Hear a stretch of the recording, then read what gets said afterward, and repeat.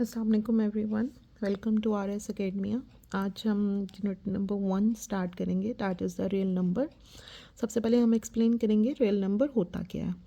Real number is the any number, आपके कोई भी किसी भी किस्म के रियल नंबर, कोई भी नंबर है उसको हम as a real number consider करेंगे। अब रियल नंबर की दो टाइप्स होती हैं, रैशनल एंड इरेशनल नंबर।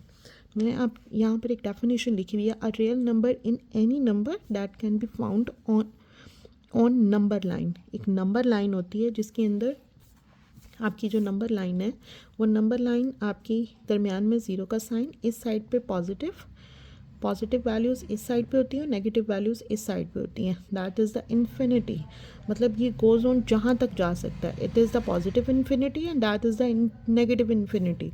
मतलब यहाँ पर नंबर जितने भी नेगेटिव साइड में जा सकते हैं इन्फिनिटी तक, और यहाँ पे जितने पॉजिटिव साइड में, ये तमाम के तमाम नंबर हम लोगों के नंबर लाइन पे आते हैं।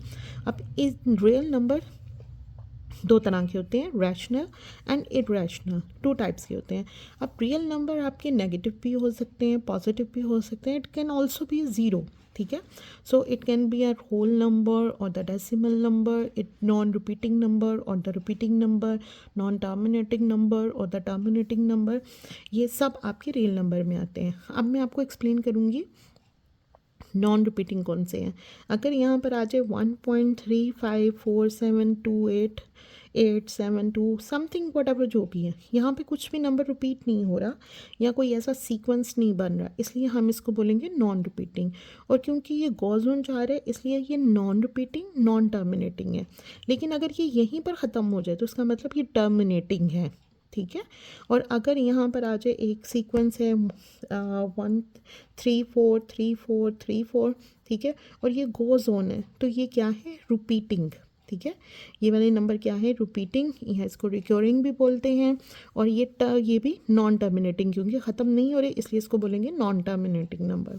सो real number can be either be zero positive और द नेगेटिव और the zero, it can be either a whole number, मतलब एक कंप्लीट नंबर हो जैसे 4 7 8 something, and decimal number points में हो, और द नॉन रिपीटिंग नंबर जैसे ये है non repeating number, non terminating number कि वो गोज ऑन है नंबर, कुछ भी रियल नंबर हो सकता है।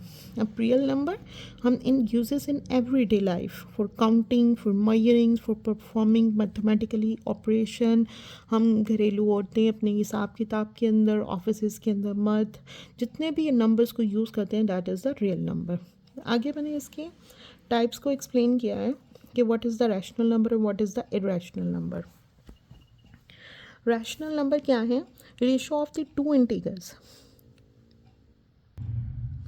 सो ratio of the two integers fractions, ठीक है, दो इंटीजर्स की जो फ्रैक्शंस होती हैं जो डेसिमल पॉइंट में हो या सिर्फ एक इंटीजर्स ही हो, उनको हम रैशनल नंबर बोलते हैं। ठीक है, लेकिन अगर वो हो non terminating and repeating decimal तो वो आपके रैशनल डेसिमल, जैसे मैंने आपको ऊपर ये एग्जांपल दी 1.3434, अगर तो ये रिपीटेड डेसिमल और नॉन टर्मिनेटिंग है तो ये हमारे रैशनल नंबर आएंगे। पॉजिटिव, नेगेटिव और ज़ीरो, ये जितने भी नंबर हैं वो हम लोगों के रैशनल नंबर में आएंगे। लेकिन अगर हमारे पास आ जाए पाई की वैल्यू और द अंडर रूट वैल्यू और the non terminating but non repeating, ठीक है, non repeating and non terminating decimal हो तो वो हम लोगों के भी इरेशनल नंबर में आएंगे। इसके बाद हम लोगों का एक और आता है ई, ठीक है, जिसको हम कहते हैं वैल्यू ऑफ यूलर, इसको हम बोलते हैं यूलर नंबर। ये भी हम लोगों का इरेशनल नंबर में आता है। सो हम अपनी एक्सरसाइज 1.1 स्टार्ट करेंगे। क्वेश्चन नंबर 1 है, identify each of the following as a rational number और इरेशनल नंबर। जितनी भी वैल्यूज़ उन्होंने हमें दी हुई हैं उनकी हम लोगों ने आइडेंटिफाई करना है कि वो रैशनल नंबर है या इरेशनल नंबर है। अब यहाँ पर फर्स्ट वैल्यू है 2.35, आपने सिर्फ अपने आंसर में सिर्फ यही लिखना है रैशनल नंबर है कि इरेशनल नंबर है। मैंने यहाँ पे आपकी एक्सप्लेनेशन के लिए मैंने रीज़न साथ लिखी है कि किस वजह से ये रैशनल नंबर है। 2.353535, अब क्योंकि ये रिपीटिंग भी है और टर्मिनेटिंग भी है, टर्मिनेटिंग यानी यहाँ से आगे ख़त्म हो गया, सो ये टर्मिनेटिंग और रिपीटेड डेसिमल है, इस वजह से ये रैशनल नंबर है। देन नेक्स्ट है 0.6, जिसके ऊपर ये छोटी सी बार हो, इस बार का मतलब होता है कि इसकी यही सेम वाली वैल्यू आगे रिपीटेड होती जा रही है, 0.6666 what ever and goes on, ठीक है। सो ये नॉन टर्मिनेटिंग है, ठीक है, कि यहाँ पे ख़त्म तो नहीं हो रही, गोज ऑन है इसलिए नॉन टर्मिनेटिंग है, तो इसको हम बोलेंगे रैशनल नंबर, क्योंकि ये है non terminating and repeated decimal, ठीक है, रिपीट हो रहे हैं इसलिए जैसे ये रैशनल नंबर है। नेक्स्ट है हमारे पास 2.236067। अब ये इरेशनल नंबर है ये नॉन टर्मिनेटिंग, लेकिन इरेशनल नंबर क्यों है? क्योंकि यहाँ पे कोई भी हमारा वैल्यू हमारी रिपीट नहीं हो रही है। मतलब रिपीट से मुराद ये नहीं कि आप कहेंगे कि यहाँ पे 606 रिपीट हो रहा है, ऐसा नहीं, एक सीक्वेंस होता है, जैसे ऊपर वाले क्वेश्चंस में था 353535 रिपीट हो रहा था, ठीक है, यहाँ पे 60 है तो यहाँ पे 67 है, सो ये रिपीट नहीं हो रहा, इसलिए ये इरेशनल नंबर है in term of non terminating and non repeating decimal. √7 ये हमारा इरेशनल नंबर है। जैसे हम लोगों ने पहले इरेशनल नंबर की डेफिनेशन में देखा कि हमारे जो अंडर रूट वैल्यूज़ होती हैं वो इरेशनल नंबर होती हैं। उसकी रीज़न क्या होती है? आप अगर कैलकुलेटर के अंदर √7 निकालें तो ये देखें, ये हमारे पास 2.6457511311 कुछ भी रिपीटेड नहीं है, ठीक है, कोई सीक्वेंस नहीं रिपीट हो रहा। सो हम लोगों के ये non repeated non terminating decimal होता है, इस वजह से अंडर रूट की वैल्यू जो सी है वो हमारी इरेशनल नंबर में आती है। नेक्स्ट है हम लोगों के पास ई, जिसको उला नंबर भी बोलते हैं, ये भी इरेशनल नंबर है और इरेशनल नंबर की वैल्यू होती है 2.718। ये आप कैलकुलेटर से भी निकाल सकते हैं। हम लोगों के पास वेट अ मिनट, कहाँ गया, ये देखिए हम लोगों के पास ये अल्फ़ा, ये अल्फ़ा, और ये देखें ये ई यहाँ पर छोटा सा लिखा हुआ है, ठीक है, ये इस ई को मैंने प्रेस किया, अल्फ़ा और ये ई, ठीक है, हमारे पास वैल्यू आ गई 2.71828, ठीक है। सो ये हम लोगों की कोई भी वैल्यू रिपीटेड नहीं है, इसलिए ये इरेशनल नंबर है। वैसे भी इरेशनल नंबर की डेफिनेशन के अंदर आप लोगों ने देखा कि हमारी जो e value, pi value, under root value, ये तमाम वैल्यूज़ इरेशनल होती हैं। नेक्स्ट है हमारे पास पाई, ऑलरेडी हम लोगों ने बताया आपको 3.1415 होती है, इसकी non terminating and non repeating decimal की वजह से ये इरेशनल नंबर है। नेक्स्ट है 5 + √11, क्योंकि 5 के अंदर अगर अकेला मेरे पास सिर्फ 5 होता तो ये रैशनल नंबर था, लेकिन क्योंकि इसके अंदर प्लस हो रहा है √11 की वैल्यू, ठीक है, सो ये इरेशनल वैल्यू होगी। नेक्स्ट है अगेन, क्योंकि अंडर रूट की दोनों अंडर रूट की वैल्यूज़ हैं, इस वजह से ये इरेशनल नंबर है। 15/4, क्योंकि ये हमारे पास फ्रैक्शन है, एक रेशो है, ठीक है, फ्रैक्शंस ऑफ 2 है, 2 वैल्यूज़ हैं, तो हम लोग इसको क्या कहेंगे, ये हमारे पास इरेशनल नंबर है, ठीक है।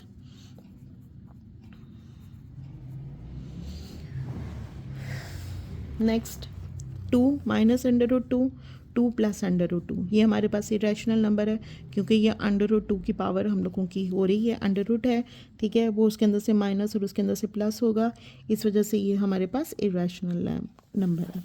नेक्स्ट है question number 2, represent the following number on the number line, ठीक है, हम लोगों ने नंबर लाइन पे, ये बहुत इंपॉर्टेंट क्वेश्चन है, लेकिन आपने इसको गौर से देखना है। हमारे पास √2 है,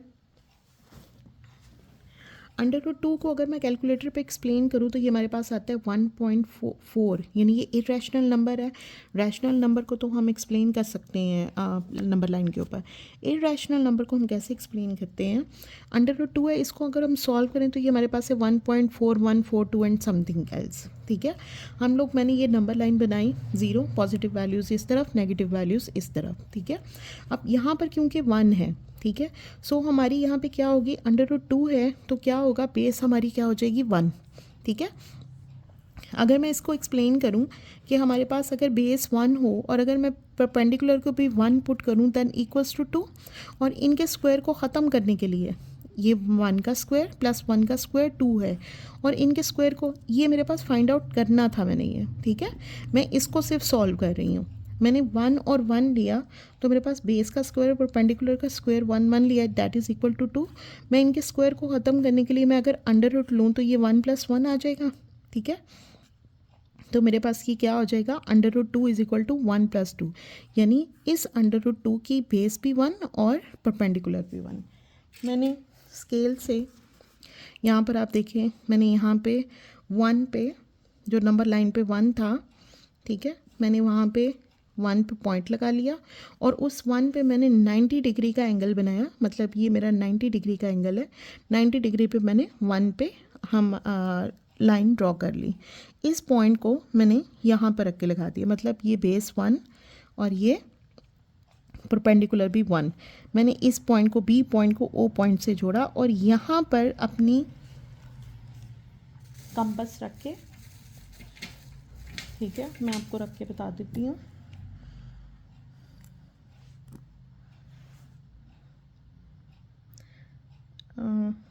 मैंने यहाँ पे अपनी कंपास रख के और एक आर्क लगा दी, ठीक है। वो आर्क मेरी, ये देखिए मैंने ये आर्क लगा दी यहाँ पे। ये जो आर्क मेरी इस नंबर लाइन पे, ये इस नंबर लाइन पे इस पॉइंट पे जहाँ पे टच कर रही है, that is the under root 2, ठीक है, 1 और 2 के दरमियान, ठीक है। तो ये हमारे पास हम अंडर रूट 2 इस लाइन पे हम लोगों का शो होता है, ठीक है। अंडर रूट 2 हमारा यहाँ पे नंबर लाइन के ऊपर ये वाले पॉइंट पे आता है, ठीक है। नेक्स्ट है हमारे पास अंडर रूट 3। अब अंडर रूट 3 हम लोगों के पास 1.7321 है, ठीक है, मैं अगर कैलकुलेटर से निकालूँ। अब अगर मैं बेस में हाइपोटेन्यूज की बात नहीं कर रही, ठीक है, मैं बेस पे अगर 3 को किस अंडर रूट 3 को मैं कैसे ला सकती हूँ कि अगर मैं अंडर रूट 2 बेस रखूँ +1 करूँ, ठीक है, +1, तो ये यहाँ पे कैंसिल हो जाएगा और यहाँ पे 1 आ जाएगा, देन इक्वल्स टू 3, ठीक है। मुझे यहाँ पे 3 लाना है ताकि बाद में अगर मैं अंडर रूट लूँ तो मेरे पास अंडर रूट 3 की वैल्यू आ जाए, ठीक है। सो मैंने, क्योंकि बेस हमारे पास अंडर रूट लिया मैंने, ये अंडर रूट लेने की वजह से मेरे पास ये स्क्वायर कट के अंडर रूट 2 यहाँ पर आ गया, यानी बेस हमारी अंडर रूट 2 होनी चाहिए, ठीक है, और परपेंडिकुलर 1 एंड यहाँ पर hypotenuse is equal to under root 3, ठीक है। मैंने सेम जैसे हम लोगों का लास्ट वाले पार्ट के अंदर मैंने यहाँ पर 1 यानी अंडर रूट 2, या जो इस वाले के अंदर, इस वाले क्वेश्चन के अंदर जो हमारी ये बनी थी, ये वाली बनी थी अंडर रूट 2 की थी, ये बेस थी। मैंने अब इस अगले वाले क्वेश्चन में इसको बेस रखा है, ठीक है। मैंने ये वाला पार्ट, इस वाले पार्ट को मैंने एज इट इज़ किया, ये मैंने कंपास रख के ये वाली लाइन लगा दी। मैंने क्या किया कि यहाँ पे अब मैंने बेस इसको रखा है, इस बेस को मैंने सामने रखते हुए अपनी डी को मैंने यहाँ पर 90 डिग्री का, ये देखिए, ये मैंने इस लाइन के साथ ड्रॉ करके, ये देखिए आप, ये मैंने ये 90 डिग्री बनाया, ये देखिए मैंने ये 90 डिग्री यहाँ पे इसको बेस बना के, ठीक है, मैंने 90 डिग्री किया, ये मेरे पास 90 डिग्री। अब इस 90 इस वाले पॉइंट को जो मैंने 1 और यहाँ से मैंने 1 रखा था, ठीक है, क्योंकि हमारा परपेंडिकुलर भी 1 था, पीछे हम लोगों ने उसके अंदर किया, ये मैंने 1 तक करके, जहाँ पे 1 तक किया, फिर मैंने इस पॉइंट को यहाँ पे इसके साथ मिला दिया। अब मैंने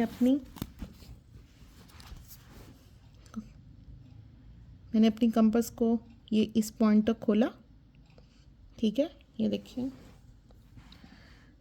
इस पॉइंट तक मैंने खोला और मैंने ये लाइन लगा दी, सॉरी मेरी ये हिल गई है, ये, और मैंने ये मैंने लाइन लगा दी। तो जहाँ पे ये टच हो रही है ये वाले पॉइंट पे, that is the Q point, ठीक है, ये हमारे पास अंडर रूट 3 है, ठीक है, सॉरी आप पूरी कॉपी हिल गई, ये हमारे पास ये under root 3 is the answer. हम लोगों ने नंबर लाइन पे अंडर रूट 3 को ऐसे शो करना है, ठीक है। नेक्स्ट है हम लोगों के पास 4 को, ये होल नंबर 4 1/3, 4 3 से मल्टीप्लाई करके 12, 4 3 द 12, 1 ऐड हुआ 13/3, इन दोनों को मैंने डिवाइड किया 4.33। इसका मतलब हम लोगों की जो नंबर लाइन के ऊपर होगा वो 4 के बाद वैल्यू होगी। सो मैंने यहाँ पर नंबर लाइन के ऊपर ये 0 से स्टार्ट हुआ था, ये 4 था, ये 4, 4 के बाद मैंने 4 को क्रॉस करके 4 और 5 के दरमियान जो वैल्यू थी, ठीक है, 4 और 5 के दरमियान जो वैल्यू थी वहाँ पे मैंने एक लाइन ड्रॉ की, दैट इज़ द 4.33, ठीक है। आपने सिर्फ यहाँ पर यही करना है। नेक्स्ट है हमारे पास फोर्थ वाला, -2 1/7, 7 को 2 से मल्टीप्लाई किया 14 + 1 15/7 माइनस 15 और 7 को मैंने डिवाइड किया, डेट इज़ द 2.14, लेकिन इसके साथ है माइनस का साइन। सो मैंने ये नीचे नंबर लाइन बनाई है, इस नंबर लाइन पे मैं ये 0 से इस तरफ, मैं यहाँ पर ये अपने स्केल को यहाँ पे ऐसे रख लूँगी ताकि मेरा 0 इस तरफ आ जाए, ठीक है।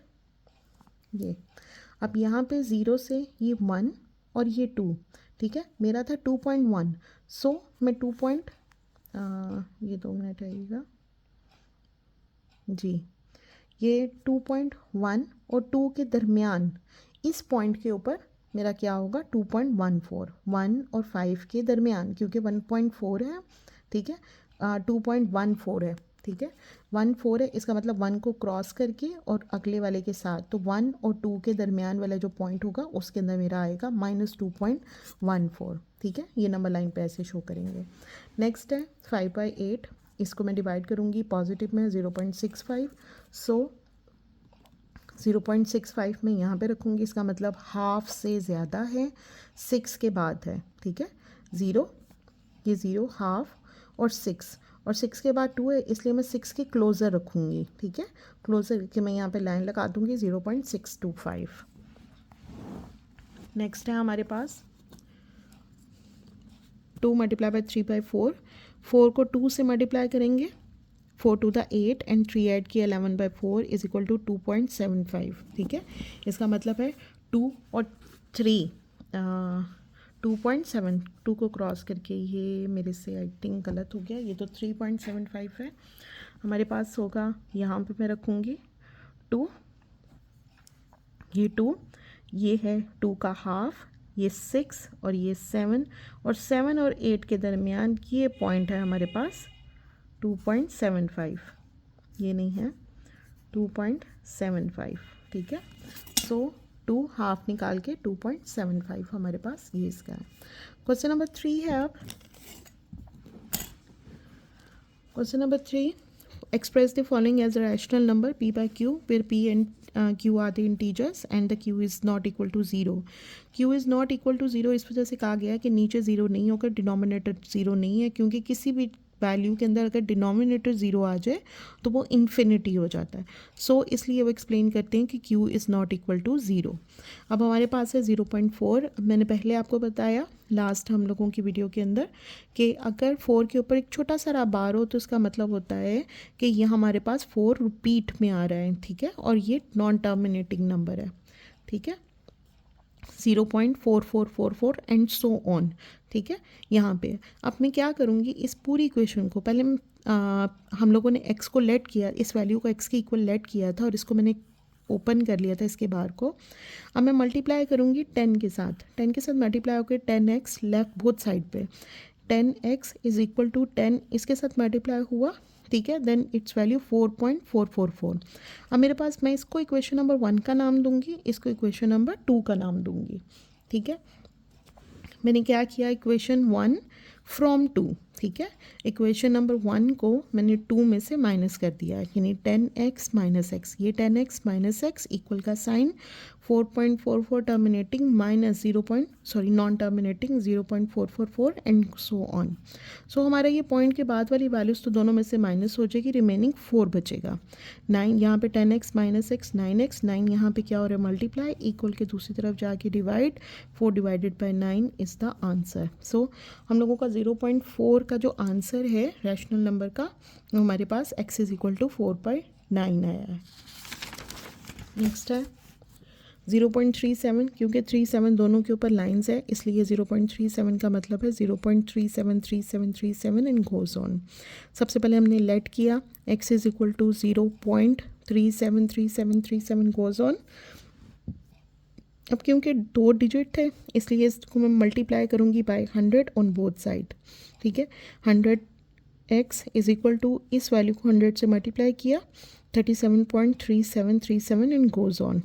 अगेन इन दोनों को मैंने, इसको इक्वेशन नंबर 1, इसको मैंने इक्वेशन नंबर 1 और इसको मैंने इक्वेशन नंबर 2 का नाम दिया था। इन दोनों को सब्ट्रैक्ट किया, 100x minus x is equal to 37.3737 minus किया 0.3737 से, मेरे पास आंसर आया 37। 99 यहाँ पर क्या हो रहा था, मल्टीप्लाई, इक्वल के दूसरी तरफ जाके डिवाइड, 37/99 हम लोगों का आंसर है। नेक्स्ट है 0.2121। हम सबसे पहले लेट करेंगे x इज़ इक्वल टू 0.2121, ठीक है, यानी x is equal to 0.2121 and goes on. मैंने मल्टीप्लाई किया, इसको क्वेश्चन नंबर 1 का नाम दिया, देन मैंने मल्टीप्लाई किया by 100 on both side, 100x is equal to 21.2121 and goes on. क्या इस इक्वेशन नंबर 2 का नाम दिया। नेक्स्ट हम सब्ट्रैक्ट करेंगे 1 फ्रॉम 2, ठीक है, फ्रॉम 100x माइनस एक्स, ये 100x minus x equals to 21.2121 minus 0.2121 in goes on. इन दोनों को माइनस किया, हमारे पास 21 आंसर आया। 100 में से 1 निकाला 99 यहाँ पर मल्टीप्लाई हो रहा है, इक्वल के दूसरी तरफ जाके डिवाइड होगा, 21 divided by 99 is the answer. Next है हमारे पास, अब हम कुछ प्रॉपर्टीज़ को डिस्कस करेंगे। Name the properties used in the following, ठीक है, मैं आपको बुक से एक्सप्लेन करूँगी। ये बुक का पेज नंबर 7 है, ठीक है। इस 7 के ऊपर प्रॉपर्टीज़, कुछ 7 और 8 के ऊपर कुछ प्रॉपर्टीज़ गिवन है। सबसे पहले हम इन प्रॉपर्टीज़ को देखेंगे। एडिटिव प्रॉपर्टी मतलब हमारी पॉजिटिव की जो प्रॉपर्टीज़ है वो है। इनमें हम 5 टाइप्स की प्रॉपर्टीज़ हैं जो एडिटिव में भी है, यानी पॉजिटिव में भी है, एडिशन में भी है और मल्टीप्लिकेशन में भी है। सबसे पहले क्लोजर प्रॉपर्टी। क्लोजर का प्रॉपर्टी है कि अगर a प्लस p हो, मतलब दो वैल्यूज़ हम लोगों की प्लस हो रही हैं और आंसर रैशनल नंबर में है, that is the closure property, ठीक है, विद रिस्पेक्ट टू एडिशन और विद रिस्पेक्ट टू मल्टीप्लिकेशन, ठीक है, इसको क्लोजर प्रॉपर्टी कहते हैं। नेक्स्ट है हमारे पास कम्प्यूटेटिव। कम्यूटेटिव प्रॉपर्टी क्या है कि दो वैल्यूज़ अगर आपकी लेफ़्ट साइड पे अगर प्लस हो रही हैं तो राइट साइड पे भी वही हो रही हैं, ठीक है। a plus B is equal to B plus A, जैसे 2 + 5 is equal to 5 + 7, 2 + 3 is equal to 3 + 2, ठीक है, यानी दो वैल्यूज़ है। कम्यूटेटिव हम लोगों की 2 वैल्यूज़ को रिप्रेजेंट करती है, a plus B is equal to B plus A, ठीक है। एसोसिएटिव रिप्रेजेंट करती है हमारी 3 वैल्यूज़ को, ठीक है, मतलब पहले जो 2 वैल्यूज़ हमारी प्लस हो रही हैं देन थर्ड वैल्यू, तो यहाँ पर उनकी सिर्फ ब्रैकेट चेंज हो जाएंगी, मतलब पहली 2 वैल्यूज़ हो जाएंगी और +3, ठीक है। लेकिन आप ये चीज़ याद रखिएगा, एसोसिएटिव हम लोग ये एडिटिव करेंगे, यहाँ पे पॉजिटिव का साइन है। जब हम मल्टीप्लिकेटिव करेंगे तो यहाँ पे मल्टीप्लाई का साइन आ जाएगी, सेम वही जैसे यहाँ पर a प्लस बी था, यहाँ पे a मल्टीप्लाई बाय b है, यहाँ पर a plus b is equal to b plus a है। तो commutative property with respect to multiplication के अंदर यहाँ पे मल्टीप्लाई आ जाएगा, a multiply by b is equal to b multiply by a। Associative के अंदर प्लस की जगह पे हमारे पास मल्टीप्लिकेटिव आ जाएगा, ठीक है। अब एडिटिव आइडेंटिटी क्या है कि वो कौन सी वैल्यू है जिसको हम किसी वैल्यू में ऐड करें तो वो वैल्यू चेंज नहीं होती, ठीक है, उसकी आइडेंटिटी चेंज नहीं होती, दैट इज़ द ज़ीरो। ए के अंदर किसी भी वैल्यू के अंदर अगर हम ज़ीरो ऐड करें तो वो चेंज नहीं होता, चाहे वो पॉजिटिव की वैल्यूज़ हों चाहे वो नेगेटिव की वैल्यूज़ हों, कुछ भी हो उसके अंदर अगर हम ज़ीरो ऐड करेंगे तो वो हमारा चेंज नहीं होगा। सो हमारी आइडेंटिटी क्या है, एडिटिव आइडेंटिटी इसको बोलते हैं, वो है हमारे पास ज़ीरो। इसी तरह मल्टीप्लिकेटिव की आइडेंटिटी होती है 1। हम किसी भी वैल्यू को 1 से मल्टीप्लाई करते हैं उसकी शेप या साइन चेंज नहीं होता। सो मल्टीप्लिकेटिव आइडेंटिटी क्या है आपकी 1, ठीक है। इन्वर्स क्या है, उस वैल्यू का इन्वर्स जिसको उसमें ऐड करने से हमारे पास आइडेंटिटी या एडिटिव आइडेंटिटी आ जाए, दैट इज़ अगर a है तो उसकी इन्वर्स क्या होगा -a, यानी उसका बिल्कुल रेसिप्रोकल जो उसको कट कर दे और आंसर 0 में आ जाए, ठीक है। सो वो माइनस में होती है। अगर आप यहाँ पे c ले लें तो c की क्या होगा, इन्वर्स -c।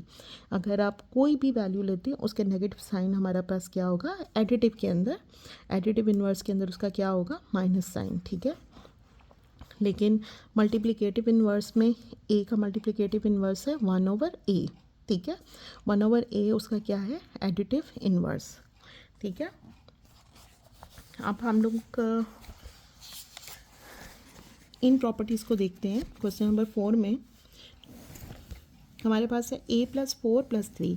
अब यहाँ पे क्योंकि हमारे पास आ गई हैं 3 वैल्यूज़, तो 3 वैल्यूज़ जैसे मैंने आपको पहले कहा एसोसिएटिव के अंदर हमारे पास 3 वैल्यूज़ होती हैं, और यहाँ पे प्लस का साइन है, इसका मतलब associative property with respect to addition. ठीक है, नेक्स्ट है हमारे पास ये 2 वैल्यूज़ हैं और दरमियान में है प्लस का साइन, इसका मतलब ये commutative property with respect to addition. x minus x, अब इसको मैं x प्लस और माइनस एक्स कर सकती हूँ इक्वल्स टू 0।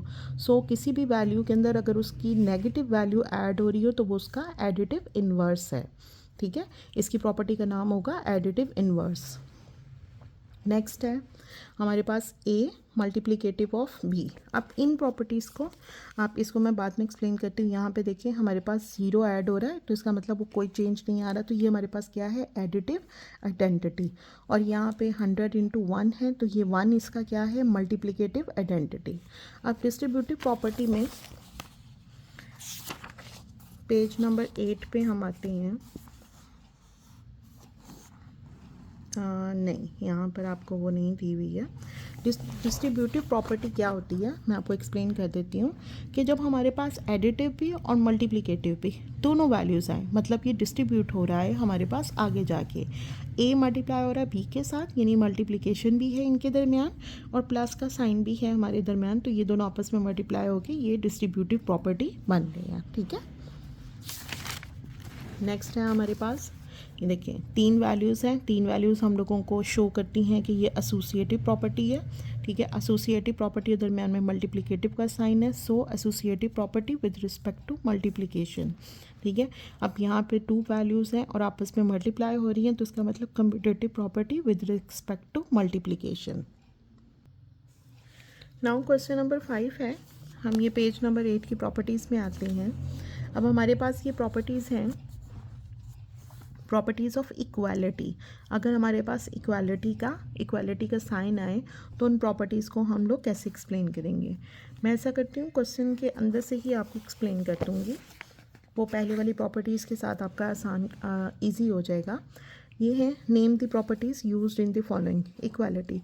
अब -3 is less then -1 goes on 0 × 2। अगर आप इन दोनों को कंपेयर करें, मैं सिर्फ एक को वैल्यू, इसके अंदर मैं क्या चीज़ करूँ कि मेरे पास ये 0 आ जाए। एक वैल्यू ये है और एक वैल्यू ये है, मैं -3 में क्या चीज़ ऐड करूँ कि मेरे पास 0 आ जाए या मल्टीप्लिकेट। अगर मैं -3 के अंदर +3 ऐड कर दूँ, मेरे पास 0 आ जाएगा, मैंने प्लस किया।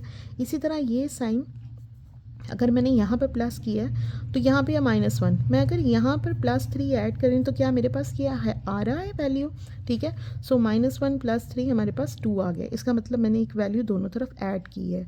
सो ये इन दोनों वैल्यूज़ को देखते हुए हमें ये शो रहा है कि ये एडिटिव प्रॉपर्टी है। इसके अंदर एडिटिव मतलब इसके अंदर मैंने +3 ऐड किया है दोनों वैल्यूज़ के अंदर, तो मेरा आंसर ये आ गया है। ठीक है, नेक्स्ट है हमारे पास, ऑब्वियसली ये हमें नज़र आ रहा है, if a is less than b, then आपका हमेशा जब रेसिप्रोकल होता है तो आपके साइन जो सा है, इनइक्वालिटी का जो साइन है वो चेंज हो जाता है। ठीक है, सो a का रेसिप्रोकल 1/a, इसको मैं ऐसे भी शो कर सकती हूँ कि अगर मैं 3 लूँ, ठीक है, तो 3 हमारे पास, इसको मैं रेसिप्रोकल कर दूँ तो ऑब्वियसली 3 बड़ा है और 1/3 छोटा है।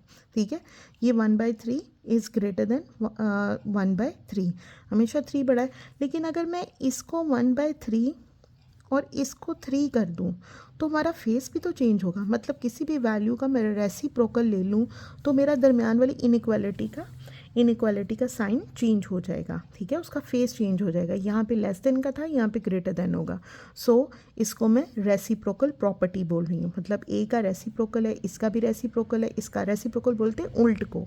ठीक है, वो उलट गया है, सो इसका जो रेसिप्रोकल है वो ये है, तो उसको हम बोलेंगे ये रेसिप्रोकल प्रॉपर्टी है।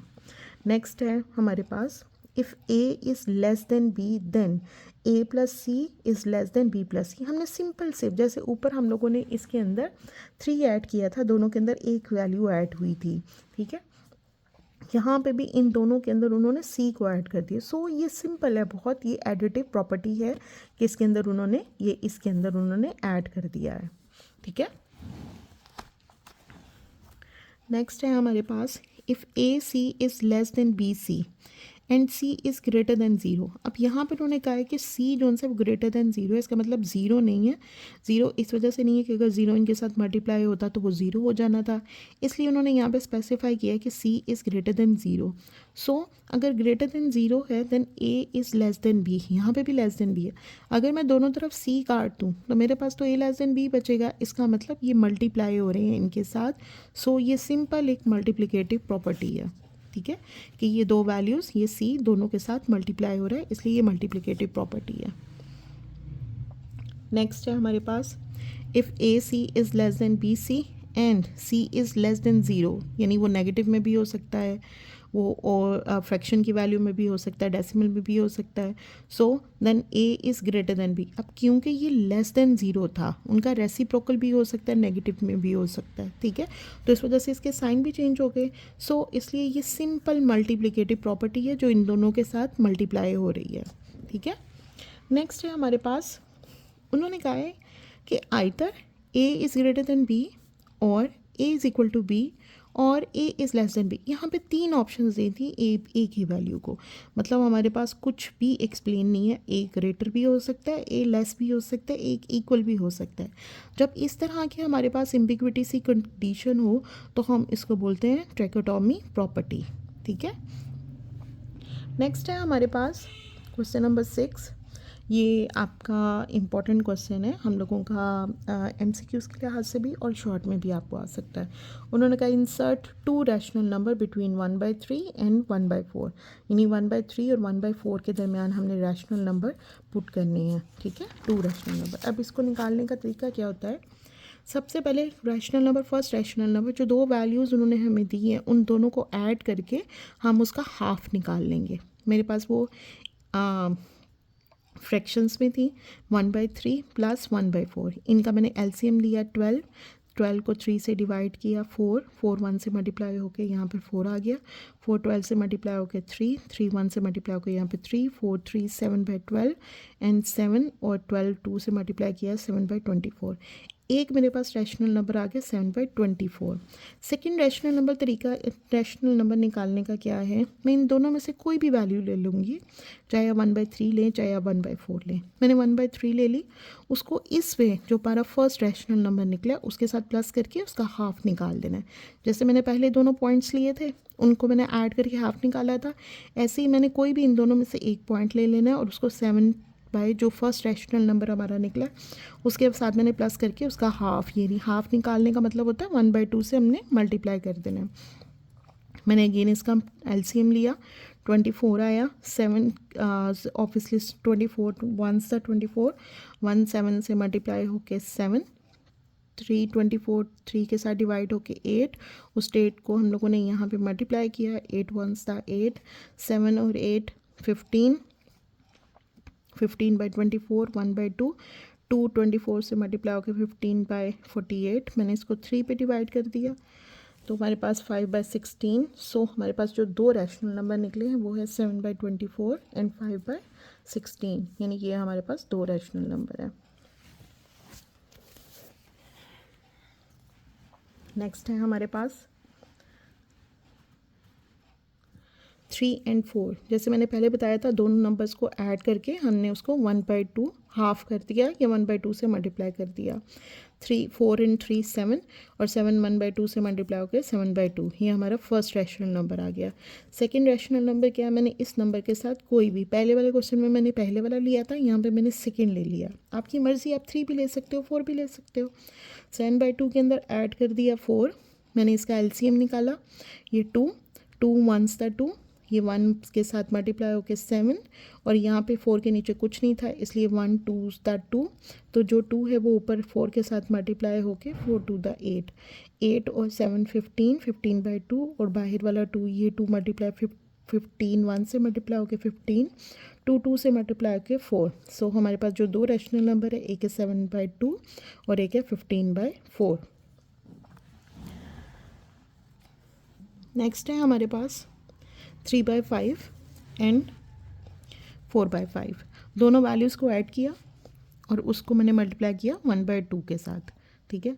इनका मैंने एलसीएम लिया 5, 3 + 4 दोनों के नीचे 5 था, इसलिए मुझे सिंपली सिर्फ दोनों वैल्यूज ही नीचे उतरी। 4 और 3 7/5 और इनको मल्टीप्लाई किया आपस में 7/10। फर्स्ट रैशनल नंबर हमारे पास ये निकल आया। सेकेंड रैशनल नंबर 7/10, दोनों में से कोई एक वैल्यू ले ली, प्लस 4/5 4 इसका मैंने एलसीएम लिया 10 आया, 7 एज इट इज़ आ गया, प्लस 5 2 द 10, 4 2 के साथ मल्टीप्लाई हो गया 4 2 द 8, 8 और 7 15, 15/10 इन दोनों को मल्टीप्लाई किया 15/20 और ये हमारा 5 पे डिवाइड हो गया 3/4। सो फर्स्ट रैशनल नंबर है 7/10 एंड सेकेंड रैशनल नंबर है 3/4। ये हमारा आंसर है। Thank you so much. 1.1 हमारी यहाँ पे क्लोज हो जाती है। Thank you so much. If you love my video, then please subscribe it, like it and share it with your friends.